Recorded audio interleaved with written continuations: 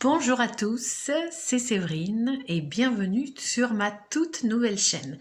Alors tout d'abord, je voudrais remercier les 27 personnes qui ont liké ma vidéo de présentation et vraiment je vous incite fortement à vous abonner si vous voulez vraiment avoir des podcasts qui vous aideront à renouveler votre vie spirituelle.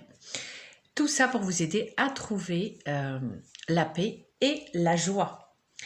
Alors aujourd'hui, nous allons parler de l'abondance. Je pense que tout le monde a envie de vivre une vie en abondance. Et alors tout d'abord, je voudrais vous raconter une petite anecdote. C'était au début de mon mariage. Avec mon mari, on était vraiment fauchés. On était au RSA et ce manque d'argent me rendait extrêmement frustrée parce que je voyais, on était obligé de vraiment d'économiser chaque euro, vraiment presque chaque centime. Et je me sentais frustrée de tout ce qu'on ne pouvait pas acheter et je me sentais vraiment insatisfaite. Et puis petit à petit, je me suis rendu compte que en fait, on avait bien plus que ce que je croyais, hein. On avait un toit, on avait à manger en abondance. Voilà, le fait de prendre une douche chaude et puis surtout le fait d'avoir un merveilleux bébé, un petit bébé qu'on a. Donc en fait, je me suis rendu compte que vraiment cette abondance, vraiment j'avais déjà beaucoup de choses. Donc j'ai commencé par ressentir un sentiment de gratitude. Donc vous voyez, ce qui est important, je pense, c'est, on est dans une société très matérialiste, où il y a des publicités partout, et ce qui est important, je trouve, c'est d'essayer de se couper vraiment de ces influences négatives qui peuvent nous faire nous sentir frustrés alors qu'en fait on a beaucoup. Donc dans un premier temps, pour vivre une vie en abondance, eh bien, ça passe par la gratitude. Remercier, être reconnaissant pour ce qu'on a. Et on a vraiment déjà beaucoup. Donc moi, je me suis rendu compte, que la chance d'avoir un toit, une douche, de la nourriture en abondance, ce n'est pas donné à tout le monde, loin de là. Et le fait d'avoir un enfant en pleine santé, donc tout ça, c'était vraiment une richesse. Donc j'ai commencé par ressentir cette gratitude et déjà, je commençais à me sentir mieux, beaucoup moins frustrée. Et la deuxième chose à faire vraiment très importante pour vraiment ressentir une abondance dans sa vie, c'est faire de la place à Dieu. Donc petit à petit, j'ai commencé à me couper de ces influences mercantiles, de ces influences consuméristes. Donc j'ai commencé à mettre stop pub sur ma boîte aux lettres, donc j'étais plus tentée par des tas de choses. Et je vous conseille vraiment de faire ça, ça vous rend vraiment, ça vous rend libre en fait, ça vous ôte un poids. Voilà. Et accorder plus de place à Dieu. Vraiment se rendre compte que Dieu est important dans notre vie, qu'on ne peut rien faire vraiment de fondamental sans lui. En fait, se rendre compte que Jésus, vraiment, est notre richesse. Et d'ailleurs, je voudrais en profiter pour vous citer un psaume que tout le monde connaît, qui est, je trouve, un des plus beaux psaumes. Le Seigneur est mon berger, je ne manque de rien. Et oui, à partir du moment où on a Dieu dans notre vie, eh bien, on ne manque de rien, on a tout. Et ça, c'est vraiment un psaume qu'il faut se dire et se redire. Et déjà, ça va enlever beaucoup comme ça de sentiments de vide, de frustration, de manque. Et puis, je voudrais aussi vous parler du message que Jésus a donné à sœur Josépha Ménédez dans l'appel à l'amour.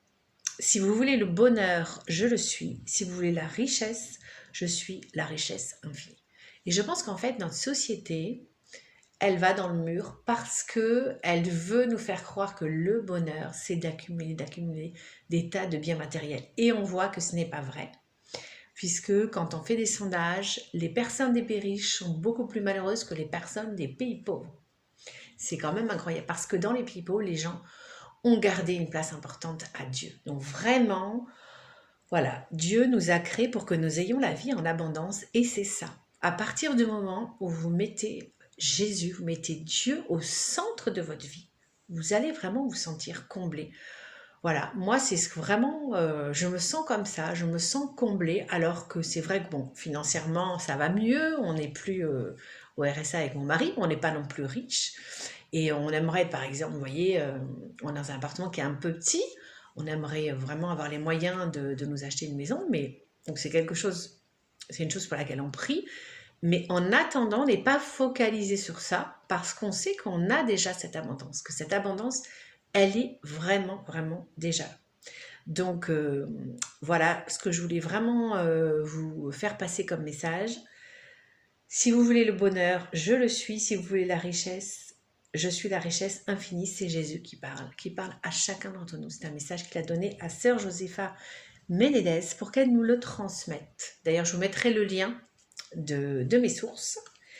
Voilà, donc je vous propose pour terminer qu'on fasse une petite prière. Alors d'abord pour vraiment se recueillir, je vous propose de joindre vos mains comme les saints font beaucoup. Faisaient beaucoup sur les tableaux, on joint les mains et cette position, c'est une position qui vraiment nous aide à nous recentrer, qui nous aide à nous recueillir.